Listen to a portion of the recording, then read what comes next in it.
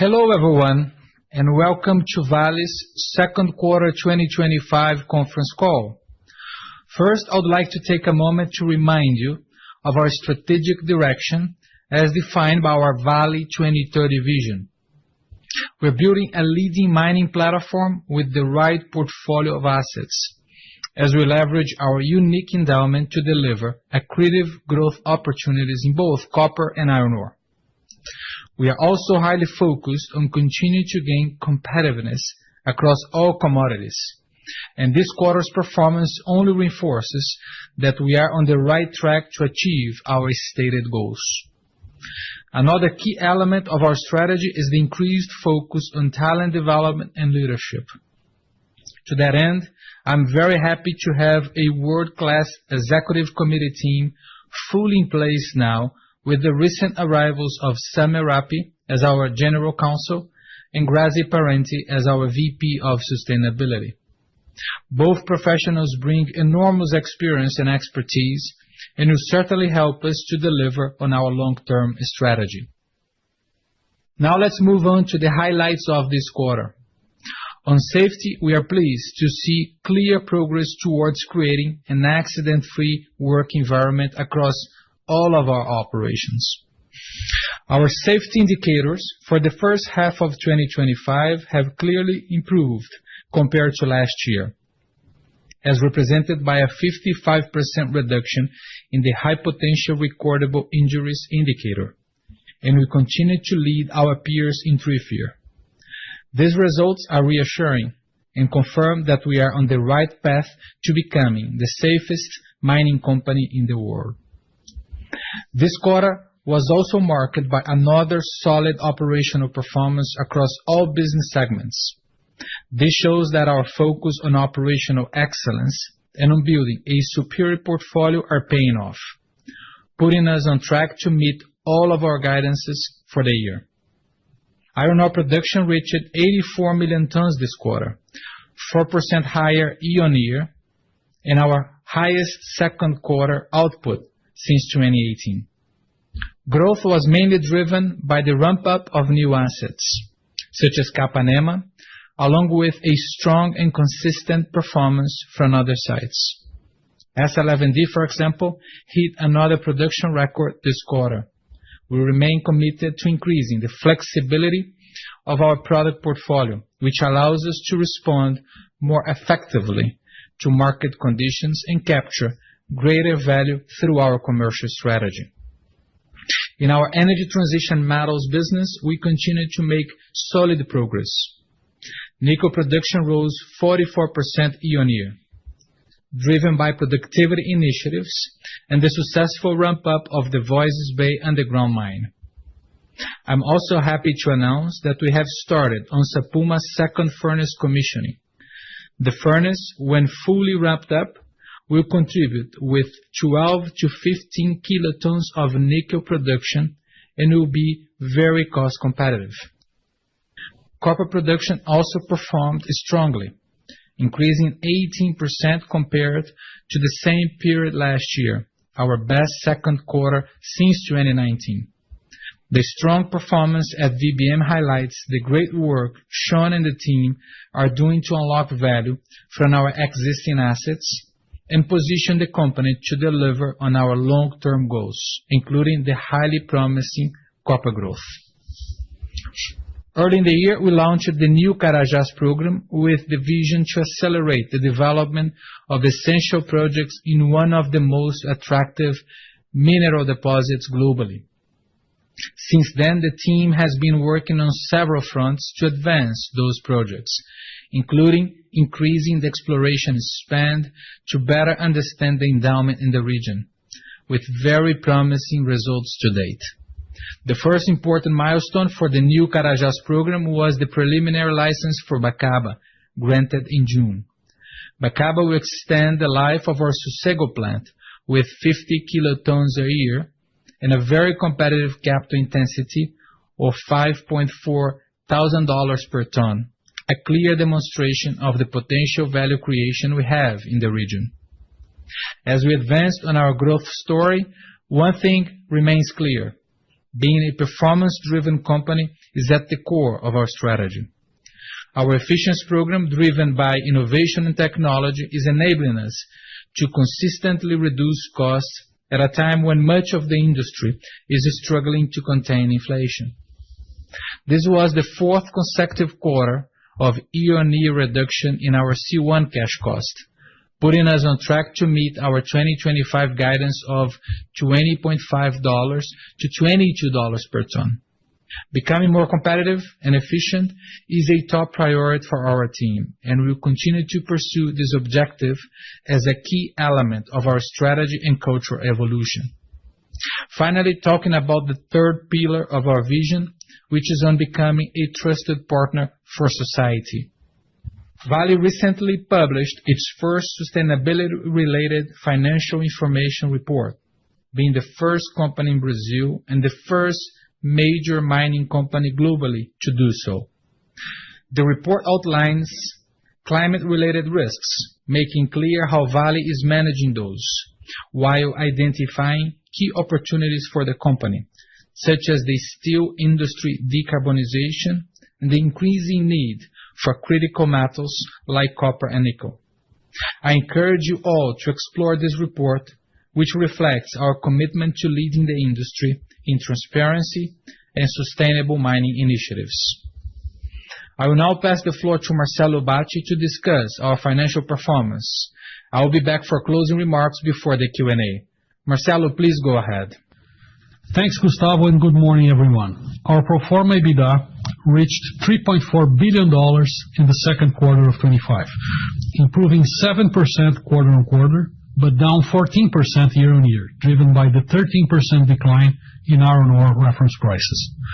We once again delivered a solid operating performance with production volumes rising and costs declining year-over-year across all commodities. This efficiency-driven mindset is increasingly shaping the way we operate, and our results reflect the commitment and discipline of our teams. Let's take a closer look at the details of this quarter. Starting in iron ore, our cost performance continues to show strong momentum, marking the fourth consecutive quarter of year-on-year decline. In Q2, our C1 cash cost reached $22.2 per ton, down 11% year-on-year, driven by our efficiency initiatives and a favorable exchange rate. The all-in cost declined 10% year-on-year, reaching $55.3 per ton. This improvement was not only driven by a lower C1, but also by lower expenses and improved premium realization on iron ore fines. We are starting to see the benefits of our portfolio optimization strategy, with more to come in the coming quarters. We remain highly confident in achieving our full-year guidances for both our C1 and all-in cost, implying year-over-year cost reductions despite inflationary pressures. Our energy transition metals business delivered another strong quarterly result, with substantial improvements across all assets, reflecting the impact of the asset review initiative led by Sean. In copper, the all-in cost decreased by 60%, reaching $1,400 per ton.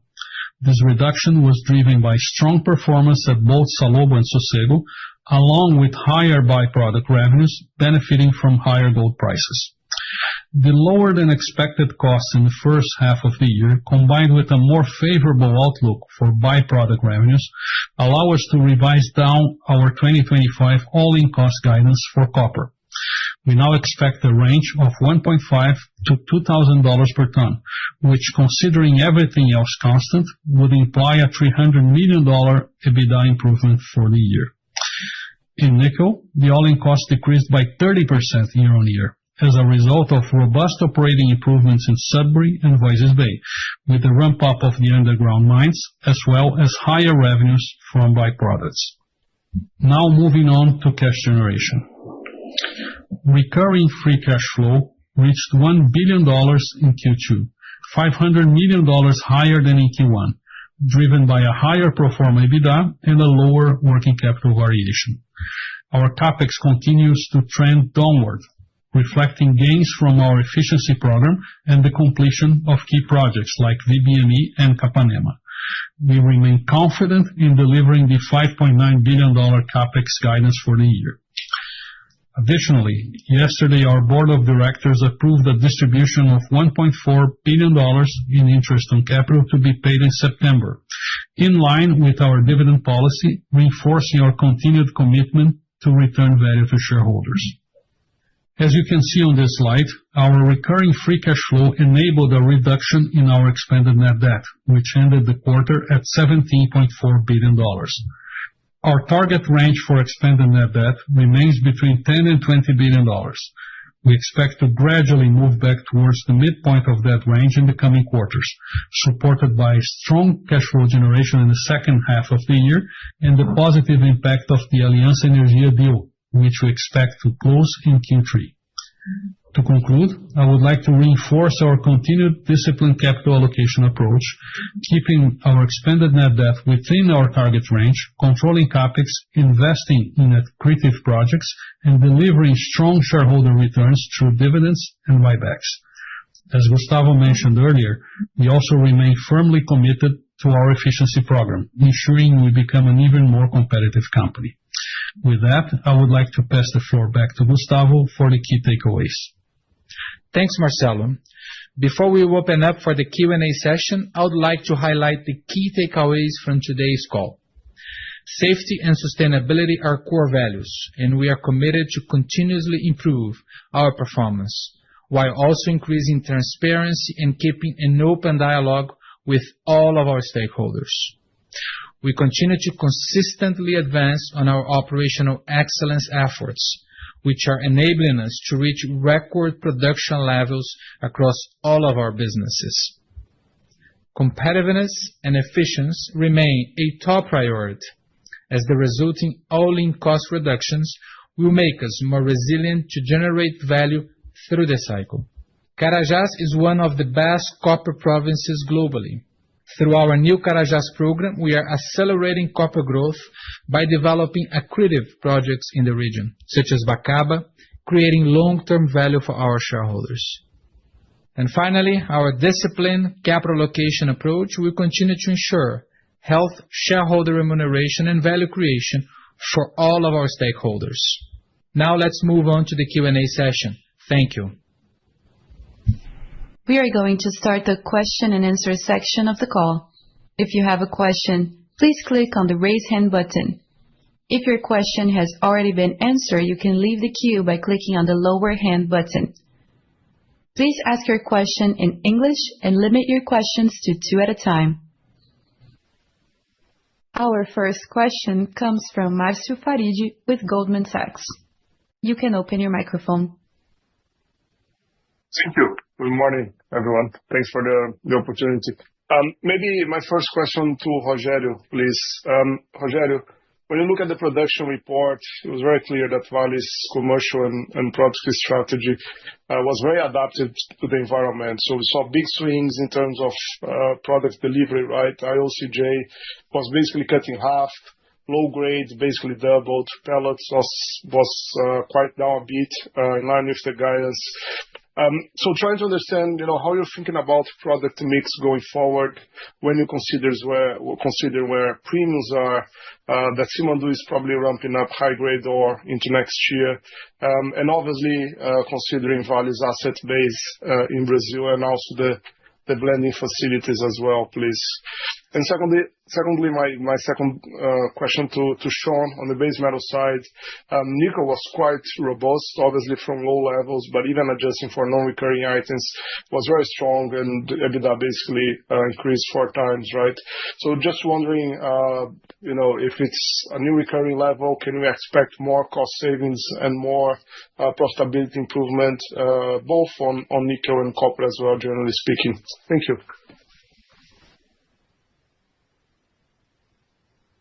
So good morning, Marcus. Thank you for the question.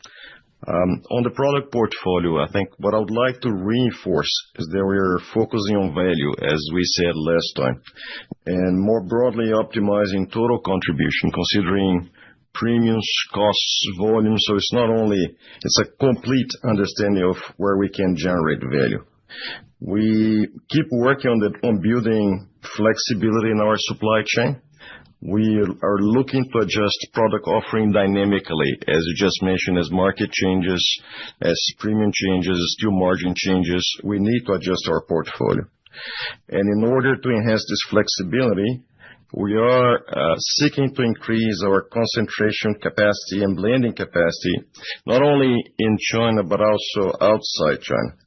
But just to give you some examples of supply chain flexibility, as you just asked, as steel margins declined in the past couple of months, and quality premiums narrowed, we revised completely our portfolio. As an example, we revised our IOCJ, our iron ore from Carajás specification.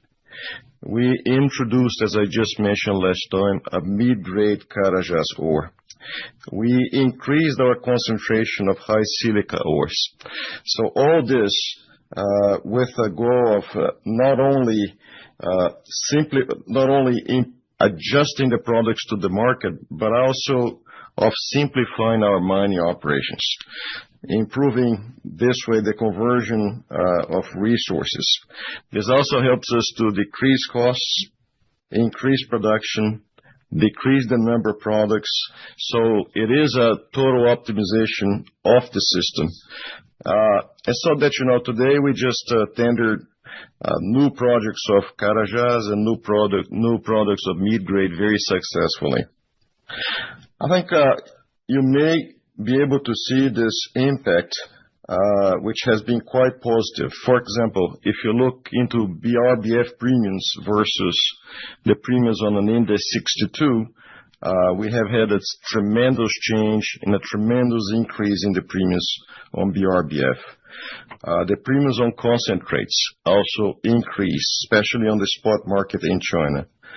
And more remarkably, silica penalties narrowed by about $2 per ton on a percentage point relative to alumina ores from April to July.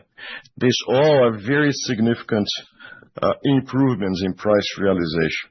Yeah. So this actually, when you look into Vale's overall portfolio, has a very significant impact, primarily because all our ores are relatively higher in silica. But obviously, I think you also asked about Simandou. Simandou will change the dynamic into the market. But what I can tell you is that we are prepared to make the necessary adjustments, change our product mix, changing channel allocation as Simandou comes into the market. And Marcio, good morning. It's Sean speaking. So to your question, I think you may recall late last year, Vale Day, and then in Q1, we set about with the base metals business doing a few things. The first was looking to lower our global overhead through efficiency programs to make the organization as effective as possible and re-engage the operations so that they can effectively be as productive as possible and successfully compete for capital. We call it internally Project Catalyst. And what we've seen to date on that initiative has been quite remarkable with the teams responding. So you recall in Q1, we said that we'd removed about a third of our global overhead in G&A.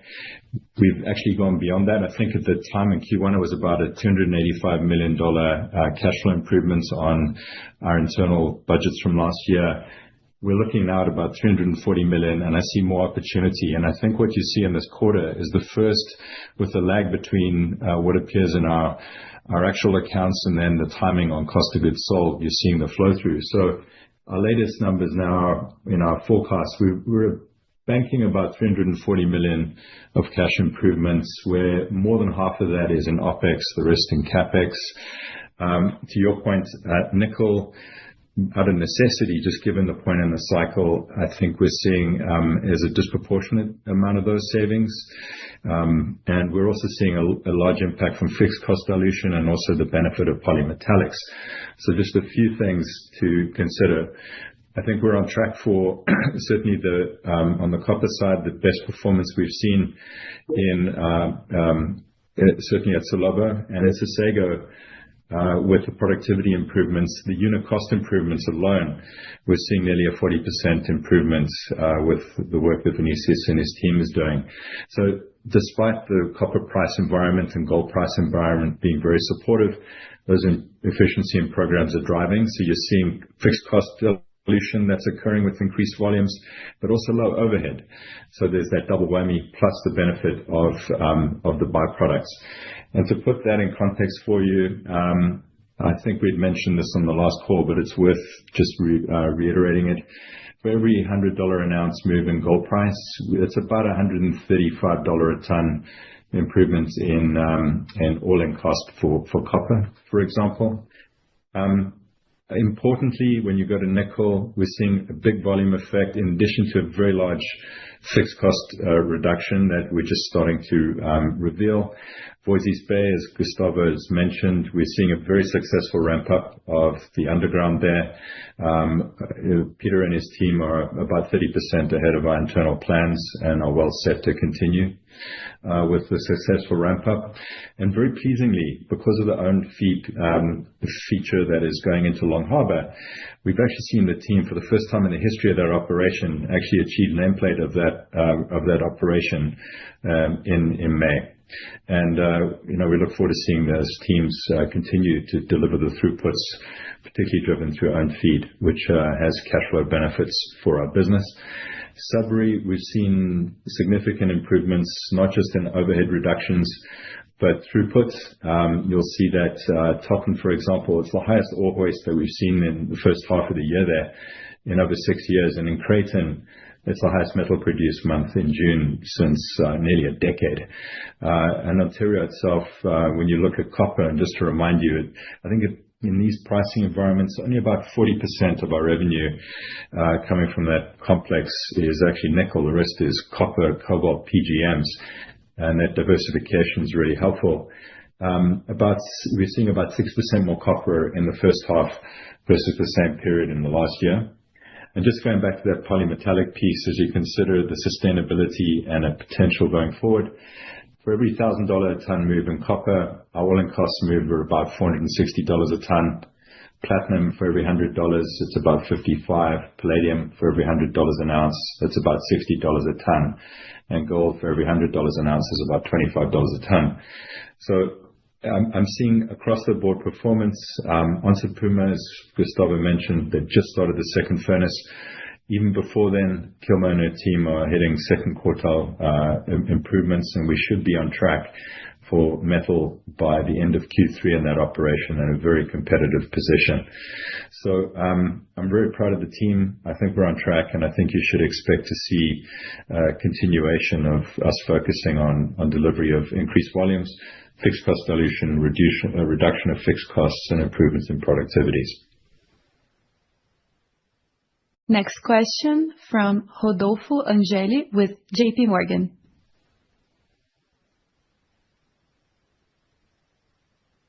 Hey, thank you very much. So I have a couple of questions, I think more towards Bati, but feel free to jump in, whoever wants to help. But I think I want to explore a little bit more the side of cost. It's clearly the highlight of the quarter. As Gustavo mentioned, 10% lower on iron ore, 60% on copper, 30% on nickel. That's quite impressive. And I wanted to explore a little bit of the future on the cost side. So what is structural here, and probably more important is the baseline of opportunities on the cost side. Is it still pretty healthy? Can you give us a little bit more color? You do seem very comfortable on the guidances, but I just wanted to hear a little bit more detail on the cost opportunity on VBM and on iron ore as well. That's my first question. And the second is on shareholder return. This is a recurring question that I get from investors. The company is doing well. Clearly, we're seeing the performance stable, a company is generating cash, and the stock is cheap. At least that's our assessment. So the question is on shareholder returns, Baptiste. So looking forward, what do we have to see a buyback program being something that the company will be pursuing more aggressively? Those are my two questions. Thank you very much. Hi, Rodolfo. Thank you for the questions. On the cost side, we feel very confident about delivering the guidance for this year in iron ore. The operational performance has been very stable, and the new operations are coming in at a very good pace, and we feel very good about continuing to deliver according to the guidance. Of course, in the second half of this year, we have tougher comps since the performance at the end of last year was very good. But we are feeling very, very confident about the guidance that we have for iron ore. On the base metal side, as Sean mentioned, we also have a very consistent and robust operation today that enables us to believe that we are going to continue to deliver the same level of cost in nickel, around the same level that we have today in the second half of the year. And we have this new guidance that we published for copper that we also feel very confident about that. So the performance and the stability of our operations are making us believe that the cost performance will continue to be within the ranges of the guidances that we provided to the market. When it comes to shareholder return, we just announced the dividend in the form of interest on capital for this first half, which is related to the minimum policy that we have, 30% of operating cash flow. We will, during the second half of this year, depending on how we perform on cash flow, we will decide about potential additional dividends and or buybacks. We just announced today the approval by our board for also the usage potentially for the buybacks of derivative instruments that could enable us to manage the cash flow in a better way. So I would say that we continue to see a mismatch between the operating performance and the valuation that we see in the market. So we are getting prepared to move forward with some of these actions during the second half of this year. Next question from Amos Fletcher with Barclays. Yeah, hi gentlemen. Thank you for the opportunity. I had two questions. The first one actually just following up on that last answer, just around the use of financial instruments and derivatives to do the buyback. Could you just go into a bit more detail to explain exactly how that would work and the potential quantum of it? And does it enable you to start a buyback earlier than you might otherwise have done, potentially in the second half of the year? And then my second question was just on Vale Base Metals. I just wanted to ask about the recent departure of Mark Cutifani and whether that indicates any potential change in strategy for VBM over the long term. Thank you very much. Thank you, Amos. In relation to the derivatives usage, it's important to mention that according to the regulations of the Brazilian authorities, we have to be very precise about what kind of derivatives that we use for the buyback program. So the approval that we got yesterday from our board was just an explanation of what would be the different kind of derivatives that we are authorized to use. Basically, the decision between buying straight in the market or using derivatives is related to the cost of capital and also related to the cash flow management of the company. So we wanted to have the options open to go one way or the other, depending on how the market performs in the second half of this year. But in relation to the decision of actually going to the market and performing the buybacks, this will depend, of course, on how comfortable we feel in terms of cash flow generation and the room that we have on our net debt policy. Amos, Gustavo here on the VBM board and the departure of Mark. No change in his strategy. That was always the design when we invited Mark to join us. The idea there was to set up the asset review, help us build the team, and that has been achieved. So he was extremely helpful, and we are very grateful for all the work that he did. And it was the design, once we had the team in place, that they would then take over and move the strategy along. So no change in the strategy. If anything, what we want to do is to accelerate the future that we laid out for VBM. Next question from Leonardo Correa with BTG.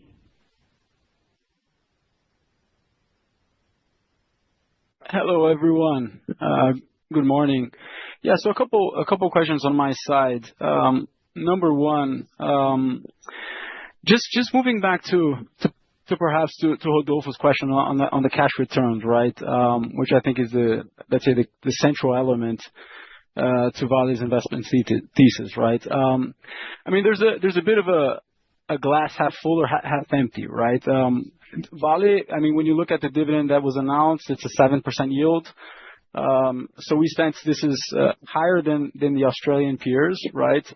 However, lower than some Brazilian peers and much lower than the CDI rates, which are the reference interest rates in the country, right? So the question always ends up being, I mean, what Vale needs to see, what needs to happen for extraordinary dividends and for Vale to return to those, let's say, to those brighter days, a very strong cash returns, double digits, with Vale paying quite a lot of extraordinary dividends, right? So maybe a bit redundant again, but we've been seeing iron ore prices surprise on the upside. I think many observers have been waiting for a correction, which hasn't come and maybe will not come. Who knows, right? It's very difficult to forecast. But would it be fair to say that in the current environment, with some of the proceeds coming in the third quarter from Aliança and with let's say with the resilient iron ore price, would you see Vale back to extraordinary dividends towards the end of the year? So that's my first question. Again, trying to address the marginal buyer at Vale, right? With that in the mindset, right? I mean, it depends on who you talk to. People see the dividend as high or low, right? Or relatively low. The second question to Marcelo specifically, right, on the CapEx guidance. I mean, the free cash flow number in the quarter was solid, right? 10% yield. It was based off a relatively low CapEx figure in the quarter, right? I mean, $1 billion of outflows in CapEx. I know it's wrong to annualize this, but it's natural to do, right? I mean, $4 billion, your guidance is almost $6 billion, slightly under $6 billion for the year. I know there's an erratic pace to CapEx, but I think the natural question would be, why not reduce the guidance, or what are the risks that you end up with lower outlays versus your guidance? Those are the two questions. Thank you very much. Thank you, Leo. On the cash returns, I think first, I don't think it's fair to compare with CDI, right? This is not our cost of capital, but I understand where you come from. The scenario is one that if we continue to see iron ore prices around $100, I think there's a good chance that we have room for additional payouts in the form of buybacks or additional dividends in the second half of this year, as we did last year. But we're going to have to see how the market performs. We are very confident on the tools that are under our control on the cost side. But of course, we depend on market prices to determine the cash flow that we're going to have available in our hands to determine the allocation of capital that will most likely include more returns to shareholders if we are more towards a situation where our net debt, expanded net debt, moves towards the midpoint of our range, which is $15 billion. So if we feel that we're going in the direction of going below $15 billion, the chances of additional payouts will probably increase, and we're going to have to decide if we're going to go in the direction of buybacks or additional dividends depending on how the market is performing. On the CapEx side, we do recognize that the number for this quarter was relatively low. That was a seasonal effect. We feel very confident about the $5.9 billion guidance that we have for the year.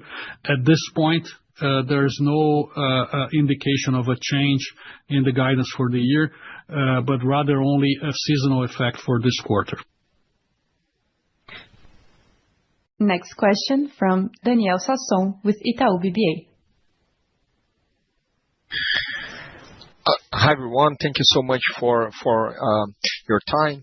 My first question is related to pellets, and maybe Rogério Nogueira talked about the strategy of maximizing value and not necessarily quality in your portfolio. How do you see, or to what you attribute, Rogério, the recent decline in pellet premiums? Do you think that maybe the anti-involution or the supply side reforms in China could help on that front if steel producers' margins increase? And do you see that happening at some point, given that your all-in guidance for premiums this year would likely imply a significant improvement in the second half? And maybe my second question to Shaun, you talked a little bit about the reduction in your guidance for copper production costs, and you mentioned that a chunk of that came on the back of higher gold prices, right, or higher byproduct sales. But specifically for gold, a big chunk of that, or almost all of it, is you don't get to keep it, right, because of the streaming transactions you made in the past. Do you think, or are you interested at all in maybe renegotiating some of the terms of those acquisitions, of those deals, or do you see in any way the possibility of increasing your exposure to gold, or is it something that you'd like to do? Thank you so much. Daniel, thank you very much for the question on pellets. I think first, the market that we serve is the market of the Atlantic. We also serve the MENA region, the US, and Japan, and Korea, and Taiwan. Not so much China, so the dynamic is a little bit different. I think what we're facing, and when we look into the short term, is a decrease in demand because China has been exporting a significant amount of steel.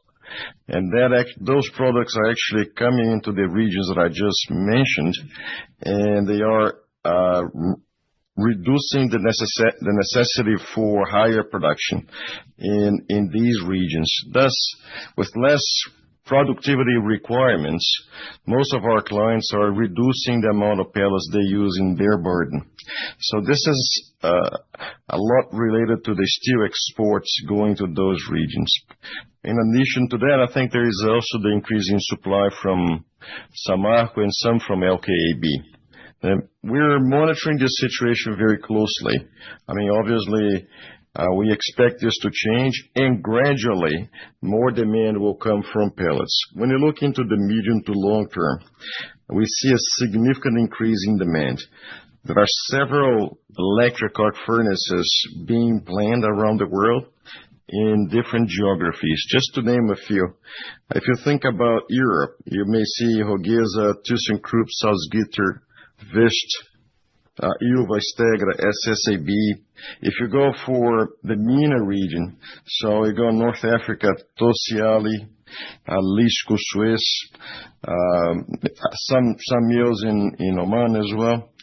In the US, we're just following the decision from Hyundai to install a new electric arc furnace in Louisiana. Turn, New Mexico is expanding. There's also Big River #2. In Japan and Korea, Nippon, JFE, POSCO, they're all looking into electric arc furnaces. So I think the view is that gradually, and these projects that I'm talking about, they're all planned to come into place by 2030. So what we see is that despite the exports from China, which is impacting primarily the blast furnace market, we'll see that there's going to be a lot of demand coming on board gradually, and pellet prices should actually recover. I mean, how fast this recovery will be is still a bit difficult to define, but we're monitoring that closely and taking the necessary solutions in terms of capacity, in terms of production of our pellets. Yeah, and Danielle, a good question on the streaming transaction. You may recall, my role before this was having founded a streaming and royalty business. So I've been on the other side of this sort of question. I think it's useful. So firstly, we have a contractual arrangement primarily with Wheaton on Salobo, and these are financing transactions that go back a long way, right? The management team in Vale at the time would have had a choice between issuing equity or debt. And just the same there, where you're not going to, I'd say, renege on contracts that you've got with your equity or debt holders. We have a contract that we're delivering into. But to put it in context, proceeds received so far on those streaming transactions going back to 2013, excluding the ongoing payments, are about $4.1 billion that the business has received. And to your point, our focus here is on really what we can control. We've actually outperformed on gold in the first half, just with the ebbs and flows of both the performance of Salobo as well as the sort of mine sequence. We expect that to be a bit less in the second half. But, really the focus for us is on optimizing the production as a whole. We are the beneficiary of the residual gold regardless. And, if we were ever to look at financing alternatives in the future for future growth, we'd consider all options as we have, albeit using a lot of the experience, obviously, that I've got from having done these before. So, hopefully that answers your question. But, our main focus is on optimizing free cash and allocating our capital well and honoring our contracts. Next question from Carlos de Alba with Morgan Stanley.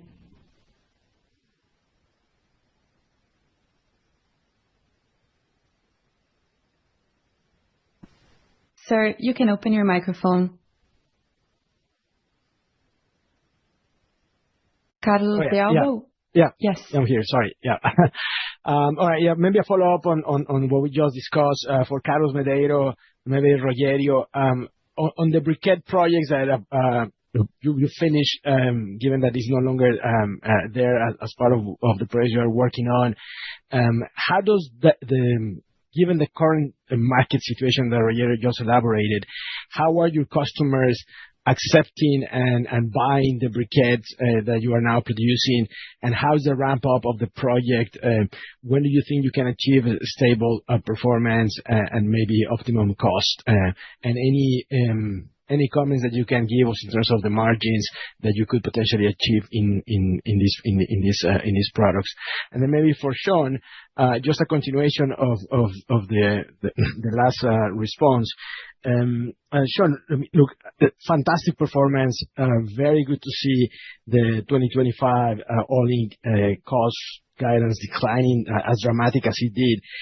I just would like to see if you can share some color on how you see the sequential performance in the third quarter and the fourth quarter.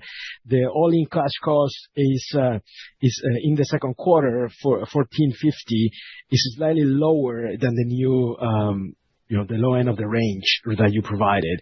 When we looked at the 6 months, you are at $13.36 per ton. So again, is the new guidance a little bit conservative, or because the lower gold production that I understood you mentioned you might see in the second half of the year, it is prudent to have a new range that, again, fantastic decline, but would suggest maybe an increase from where you were in the second quarter. Thank you. Thanks for your question, Carlos. I'll start answering, and then I will hand over to Rogerio to talk about the market aspects and the tests with our customers. So the briquette line so far is stabilizing. So in July, we produced 40,000 tons, which was our best mark in a month.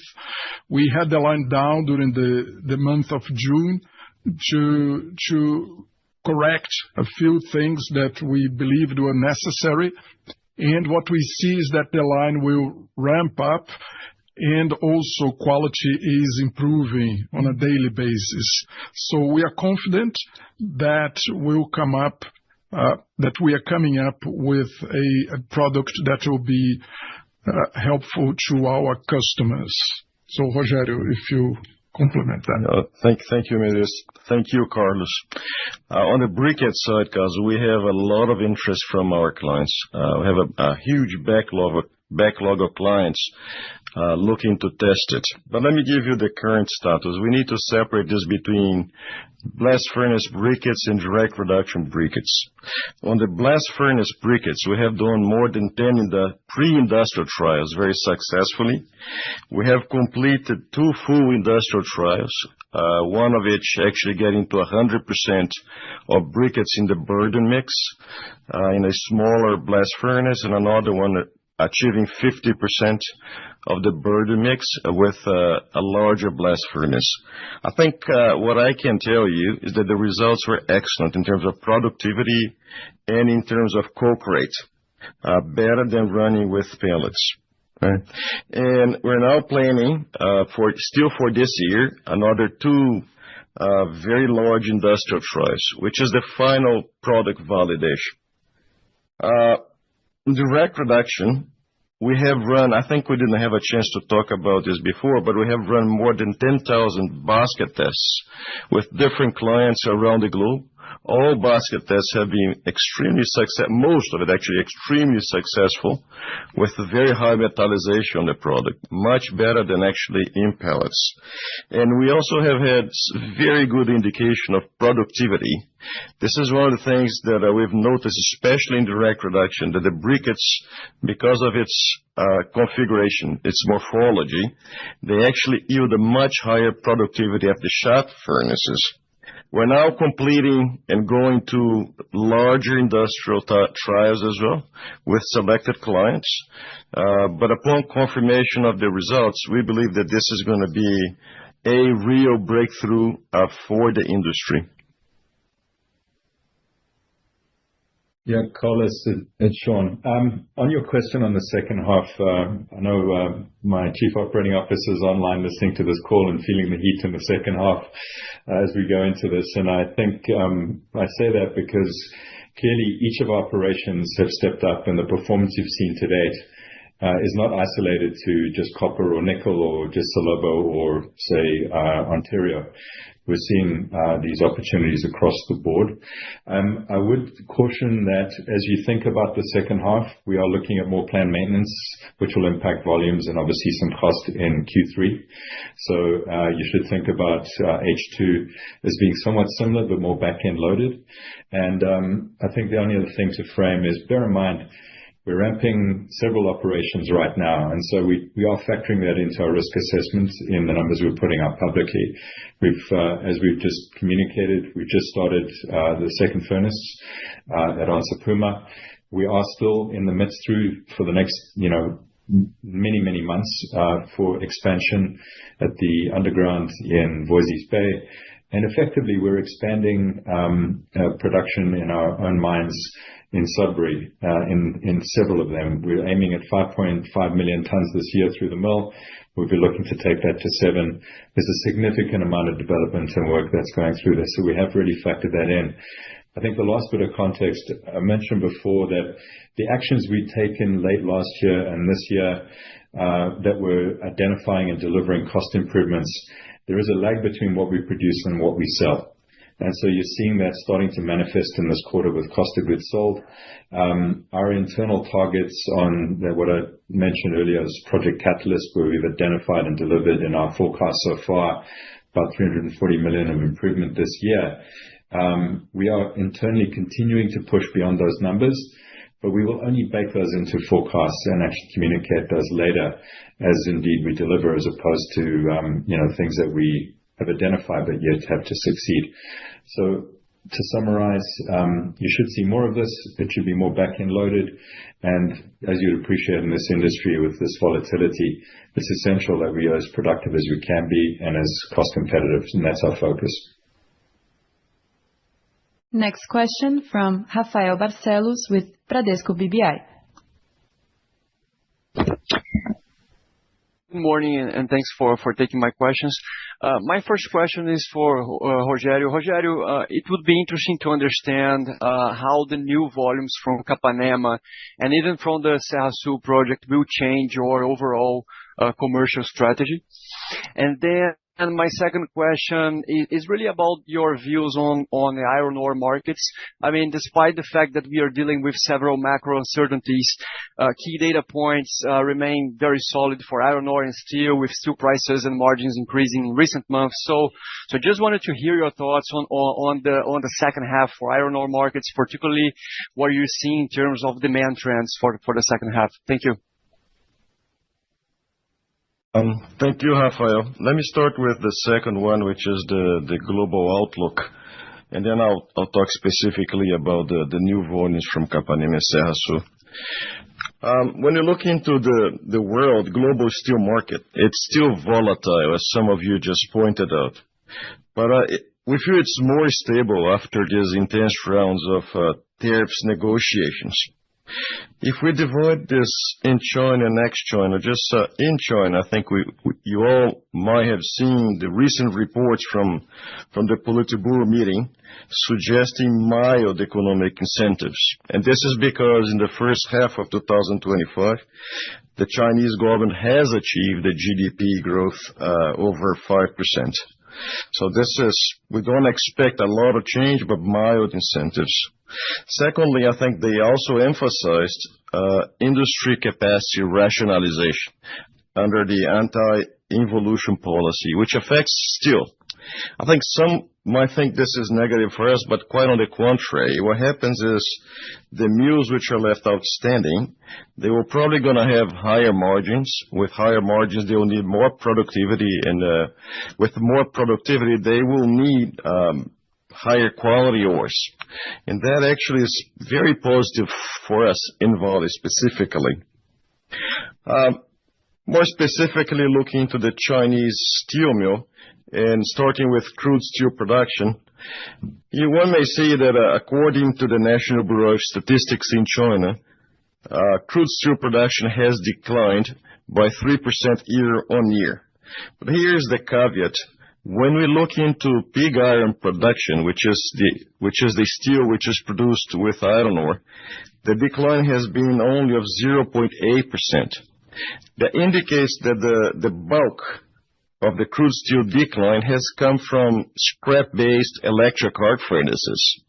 I think important to think that blast furnaces, the integrated processes, are more competitive these days than the electric arc furnaces when one factors in the demand for seaborne iron ore. I think other than that, the more traditional indicators did not offer much of a surprise. When you look into fixed asset investments, steel mills profitability, or even steel inventory, I think there was no surprise there. I think there has been not much change into the Chinese market. Regarding iron ore, still in China, I think still very stable from what we've seen in the past. Imports of iron ore inventory at ports, hanging around 140 million tons, so no real surprise. I think the point to highlight here is the ex-China, and that connects a bit with the previous question on pellets. The exports coming out of China, which we forecast will exceed 100 million tons for this year, are impacting negatively crude steel production and productivity requirements to that extent outside of China. But what I would like to highlight on the positive side is India. India crude steel production has increased by over 9% this year, which is very significant. And thus, a lot of iron ore from India, which was going to the seaboard market, is actually coming out. And more importantly, India is opening up for imports, especially for our kind of ores, which are very complementary to their ores in terms of chemistry, in terms of size distribution. So this year, we anticipate that we will be selling to India more than 10 million tons, and we expect to grow this over the next years as we partner with some of the Chinese players. But all in all, I think the way we look at it is, despite the volatility that I mentioned in the beginning, is that the global iron ore market is balanced. To your second question, I think it's a very good one. Capanema and Serra Sul will be part of a broader portfolio design. When we look into how we define products, regions to sell, marketing channels, Capanema and Serra Sul will be integrated into the broader supply chain and will define how to better allocate it. So depending obviously on steel margins, depending on premiums. So this is part of the broader portfolio optimization. Next question from Caio Greener with UBS. Hello. Good morning, everyone. Thank you. So 2 questions on iron ore. The first one, on the production outlook, it's actually great to see the higher production coming in, Capanema and Brucutu and the Northern Range also performing quite well. But I mean, production growth year to date has been quite low, right? So I just wanted to get an update from you on the ramp up expectations of your multiple assets looking into the second half of the year and into 2026. You're arguably tracking in line with your 2025 guidance. But for 2026, the question is, I mean, it implies a 20 million ton growth when you think about the mid-range. So I just wanted to hear from you if you remain confident on your 340 to 360 million tons guidance, which again implies a relevant growth from where we are. And is that Vale's plan under pretty much any iron ore price scenario, or could we see lower depending on market conditions if we see iron ore prices moving to $90 per ton next year, for example? Is this still going to be with the level of production that we should be looking at? And the second one, which is also related, but on the caves decree, just wanted to get an update from you in terms of how the conversations and engagement with the government has been evolving in recent months. It's arguably taking longer than expected. So I wanted to get this update and also hear from you if Vale is already working with the possibility of not getting this decree and what could be the eventual implications for the company if that's the case. Thank you very much. So regarding the new projects, Capanema and Vargem Grande, they continue to ramp up as planned. So to give you numbers, at Capanema, we have already produced a little bit more than 1 million tons. And as a matter of fact, we are ahead of schedule in our ramp-up curve in Capanema. At Vargem Grande, we are slightly below our ramp-up curve, but all in all, we remain confident that we will achieve the 325, 335 guidance for 2025. As far as 2026 is concerned, we remain also confident that the 340, 360 guidance is achievable and will provide a more accurate number during the Vale Day later in the year. On the caves decrees, I will hand over now to Gustavo that will talk about it. Thank you. Caio, Gustavo here. Just to complement on the prior one, and then I'll talk about the caves. But, we'll continue to play value over volume as we always did, right? Remember last year, Q4, we removed 8 million tons from the market because it didn't make sense for us to place those volumes. So we'll continue to be highly disciplined. I think one of the beauties of Vale vis-a-vis competitors is that we can bring projects online with a substantially lower capital intensity. If you look at Capanema, Vargem Grande, the ones we brought, it is probably a fourth of a typical capital intensity that you're going to see in a similar iron ore projects globally. So that allows us, for example, to operate with a capex level that is substantially lower than our competitors, freeing up free cash flow to our shareholders. I think that's something that it's also always very important to remind. But bringing those projects makes sense because it does bring us more flexibility to play value over volume as we go along. And Rogério highlighted some of those benefits today.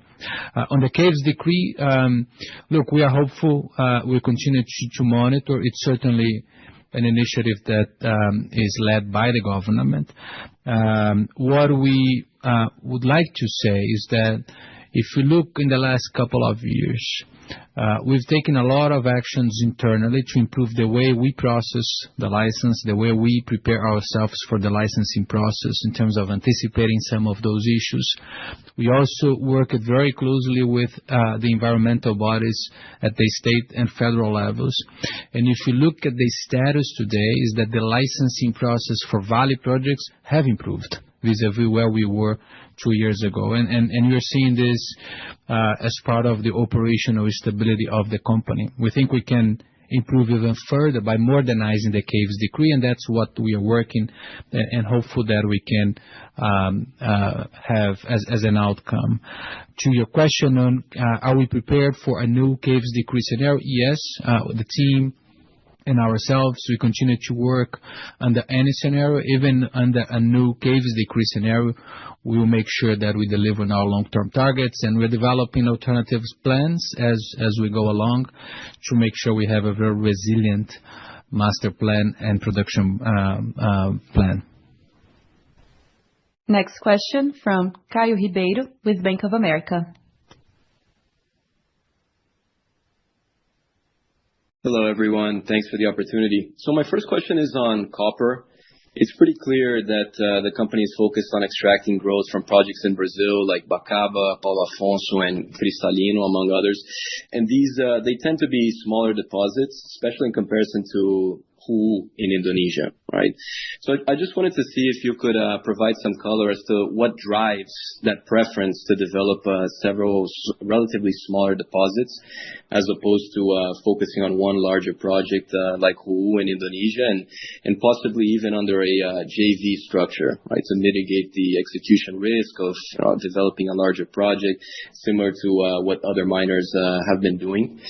And then secondly, on Thompson, if you could discuss how the strategic review of that asset is going, what would be the preferred avenue to explore with this asset, and if whatever option is chosen with Thompson, if that could be an indication of future plans with other assets in Canada. Thank you. Hi, some good questions. So firstly, on the copper side, I wouldn't think of these things as a bipolar choice, like I'm only going to do big or I'm only going to do small. I think you have to be focused on value and and execution. So if you think of the sector, I do believe the data will show that the sector's ability to deliver new projects has been pretty bad, and I think the capital overruns, particularly on large projects, has been in the order on average of about 40%.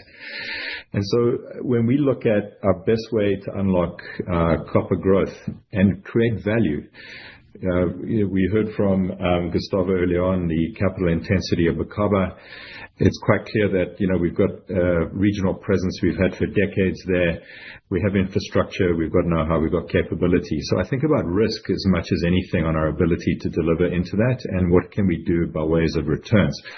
And so those projects that we're looking at, and I'll use Bacaba as an example, because when I first arrived here in October, it would have been my second week, I looked at what was presented on that project.